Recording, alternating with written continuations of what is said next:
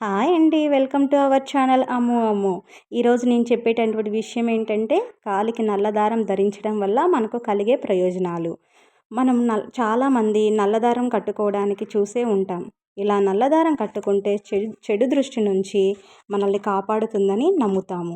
అదే కాకుండా కాలికి నల్లదారం ధరించడం వల్ల చాలా ప్రయోజనాలే ఉన్నాయి. అవేంటో చూద్దామా? మన పెద్దవాళ్ళు చిన్న పిల్లలకు దిష్టి తగలకుండా ఉండటానికి నల్ల దారం ఎక్కువగా కట్టేవారు. లేదా వెంట్రుకలో చేసిన దారం కూడా కడుతూ ఉంటారు. నల్ల దారం కట్టడం ద్వారా అనేక ఉపయోగాలే ఉన్నాయని మన శాస్త్రం మనకు చెబుతుంది.